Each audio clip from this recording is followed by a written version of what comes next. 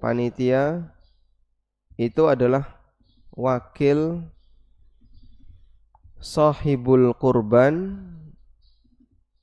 yang sukarela. Ada panitia yang dia kerjanya dibayar.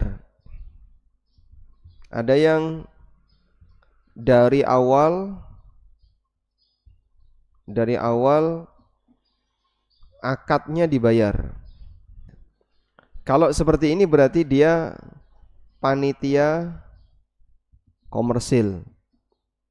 Misalnya dia yang paling banyak kerja, dia pakai APD paling lengkap, dia paling sregep dan seterusnya.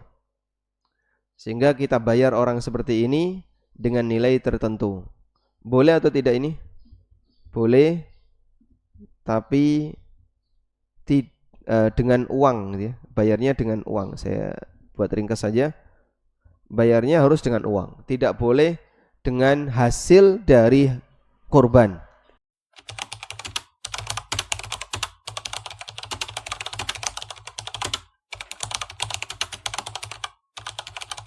Assalamualaikum warahmatullahi wabarakatuh. Panitia itu statusnya apa sih? Panitia dia bukan mustahik kurban kan? Artinya yang berhak menerima hewan kurban bukan cuma panitia semata maksud saya. Sebagaimana layaknya mustahik zakat. Tapi panitia lebih tepatnya adalah wakil dari para sahibul kurban. Mereka mendapatkan amanah untuk menangani pelaksanaan kurban dan ngurusi hewan kurban. Inilah status panitia. Nah, karena dia wakil, maka pertanyaannya panitia itu lebih tepatnya akad sosial atau akad komersil? Sosial atau komersil? Sosial. Sehingga dia sifatnya wakil yang sukarela. Ada kerja yang sifatnya akad sosial. Jadi panitia itu adalah wakil sahibul kurban yang sukarela. Nah, begini ya. Meskipun sebenarnya kalau kita lihat lebih banyak prakteknya di masyarakat, saya boleh sebut panitia di situ ada dua. Jadi status panitia. Ada panitia yang dia kerjanya dibayar. Ada yang dari awal akadnya dibayar. Sehingga memang dari awal ditransaksikan. Kalau seperti ini berarti dia panitia komersil. Misalnya dia yang paling banyak kerja, dia pakai APD paling lengkap, dia paling sregep dan seterusnya. Sehingga kita bayar orang seperti ini dengan nilai tertentu. Boleh atau tidak ini? Boleh, tapi dengan uang ya. Bayarnya dengan uang. Saya buat ringkas saja. Bayarnya harus dengan uang. Tidak boleh dengan hasil dari kurban. Yang kedua, panitia tim hore. Apa namanya? Tim hore gitu aja ya. Ini yang paling banyak ini ya. Ini paling banyak. Bahkan satu kampung bisa keluar semua. Makanya acaranya bisa kita sebut pesta rakyat. Cilik gede lanang wedok, merdeka dan budak semuanya keluar. Andai kan ada budak ya. Maka semuanya ikut nimbrung dalam kegiatan kurban itu. Ada yang cuman ning pinggir lunggah-lunggah udat-udut bahas politik. Nyekeli tampar pisan udah leren. ngopi, ngeteh, ngobrol. Ada yang cuman di pinggir dia nonton sambil komentar. Wah, ora iso meneng, ngomong kanan, ngomong kiri, kabeh dikomentari. Itulah panitia. Nggih. Tim hore. Udah? Yang ini dibayar nggak yang tim hore ini? Hah? Dibayar nggak? Masa kayak gini dibayar ya? Orang nyambut gawe kok dibayar. Nah, yang seperti ini sifatnya kerja bakti. Sosial ya. Sifatnya kerja bakti. Udah? Sekarang kita lanjut. Apapun yang dilakukan oleh panitia kurban dianggap sebagai praktek pemilik kurban. Karena dia wakil yang sudah diberi wewenang.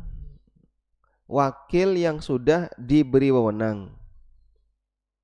Sehingga panitia kurban tidak diizinkan menjual kulit kurban kemudian uangnya dimanfaatkan untuk biaya operasional. Karena sama dengan menjual hasil kurban yang manfaatnya kembali ke pemilik kurban. Yang ini tadi ya, menukar hasil kurban dengan aneka fasilitas yang ada. Bisa bentuknya dengan jasa atau dengan fasilitas dan perlengkapan. Dan yang saya maksud di PowerPoint ini, di materi ini adalah seperti orang misalnya menukarkan perlengkapan kurban. Perlengkapan kurban itu apa saja? Sewa deklet, sewa tenda. Terus apa lagi? Yang paling banyak kan ini ya, ubo rampe. Ubo rampe ini bahasa Indonesianya apa? Paham ubo rampe mas? Paham ya? Ya? Iya perlengkapan. Perlengkapan.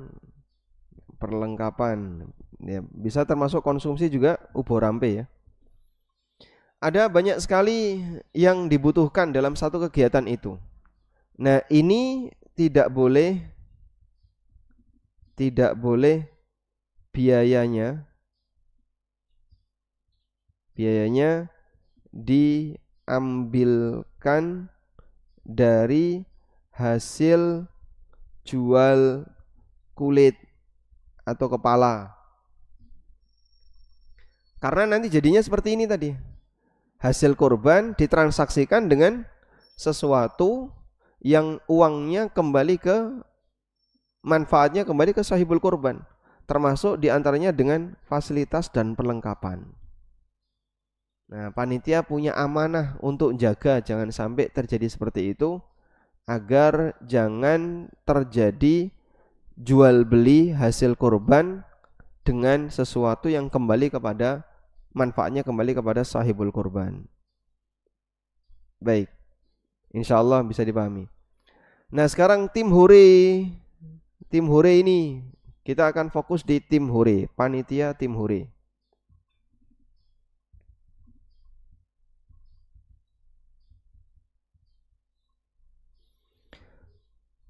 Nah di masyarakat kita terkadang ada jatah panitia, lalu ada jatah masyarakat, lalu ada jatah tokoh masyarakat. Begini ya, kurang lebih ini khotib dan seterusnya ya. Terus ada apa lagi? Jatah jagal. Nah, jatah-jatah ini yang kira-kira tidak ada kaitannya dengan aktivitas kerja kurban yang mana Pak? 1, 2, 3, 4. Yang tidak ada kaitannya dengan aktivitas kerja kurban yang mana?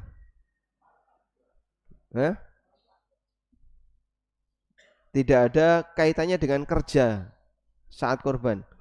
2 dan 3. Sehingga kalau nomor 2, nomor 3 dikasih nggak apa-apa ya.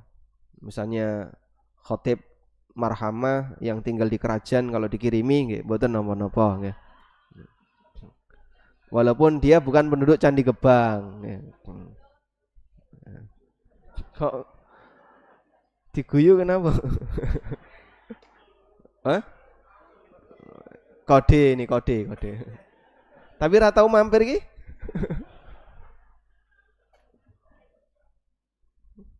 Siap.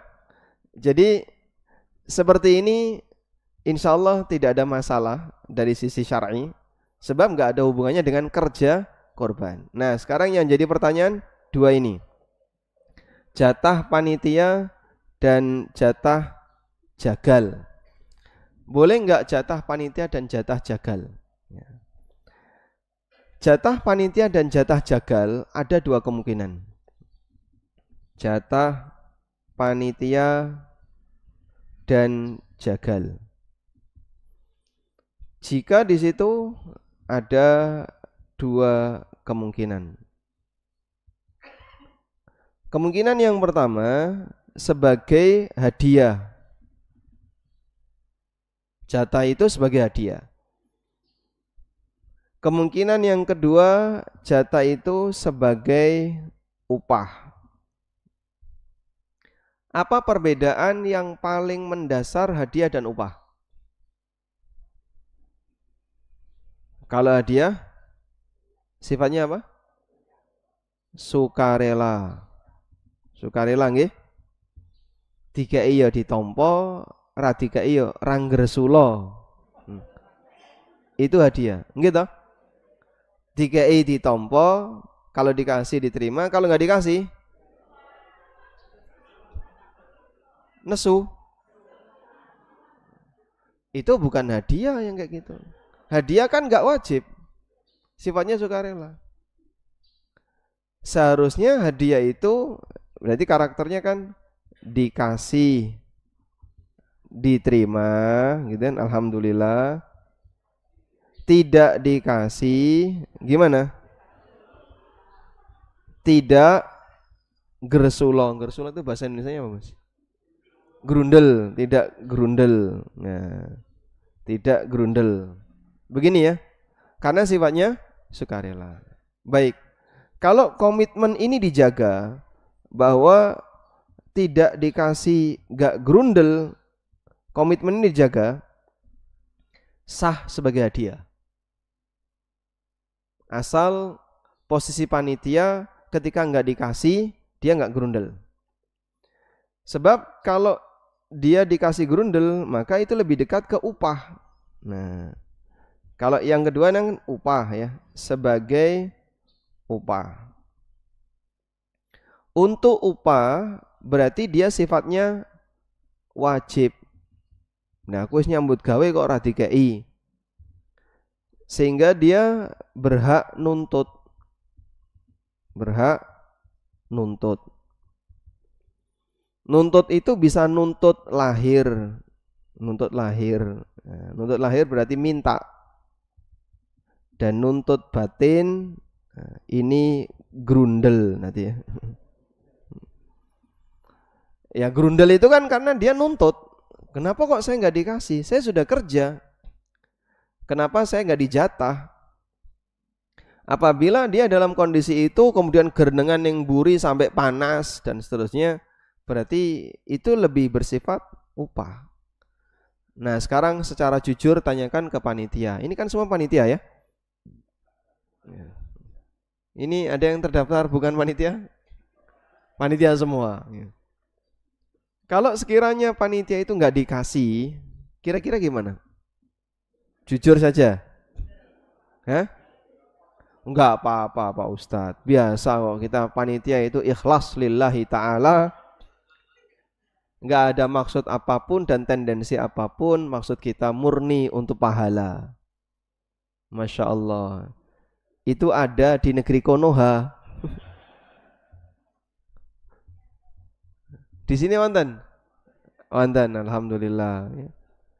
Dia cuman tim hore yang hanya duduk kemudian ngobrol karo koncone, paling ya nyekel tampar siji gitu kan.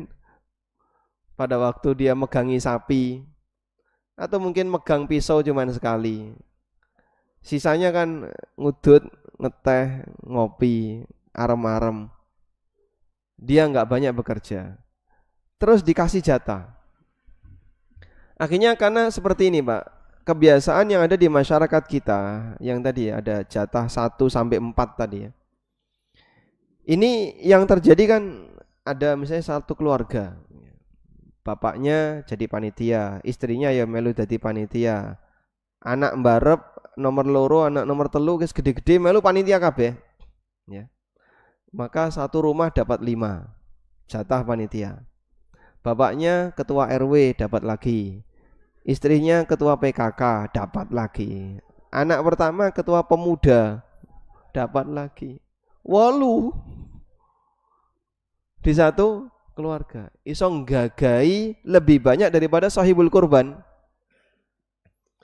Sahibul korban mau untuk sepertiga, ini yang bukan sahibul korban, dia nggak ikut korban, bisa dapat 2 kalinya sahibul korban. Wonten ngoten niku. Wonten? Ada di sini?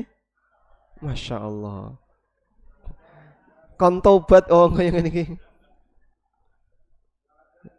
Di sini nggak ada. Nanti kalau pas korban, sekarang nggak ada. Kalau pas korban itu baru ada. Ini suruh tobat ini Pak, Masya Allah. Kasihan ini. Jadi haknya warga jadi berkurang banyak gara-gara diambil paksa oleh orang ini. Oleh karena itu mungkin ya perlu diumumkan di awal bahwa untuk pelaksanaan korban Masjid Marhamah mulai tahun ini panitia tidak dapat jatah. Coba Pak diuji kayak gitu, coba ya. Gelem teko napa mboten niku lho. Ya meskipun nanti mungkin dikasih, tapi di awal ada pernyataan kayak gitu, diumumkan ya. Sebelum pelaksanaan korban atau mungkin sehari sebelum berkorban lewat grup-grup WA bahwa panitia korban di Masjid Al-Marhamah tidak mendapatkan upah dari hasil korban. Entah bagaimana cara mereka memahami. Kalau sampai kemudian mereka nggak mau datang, nah sekarang terbukti bahwa mereka ini memang tujuannya cari upah. Dia ketika disuruh kerja tapi nggak dibayar nggak mau. Nah, kalau upah berarti resikonya tadi kembali ke sini Pak. Di mana Nabi SAW melarang untuk memberikan upah kepada tukang jagal. Ya panitia kan sejenis dengan itu. Dia kerja dan dibayar dengan hasil kurban.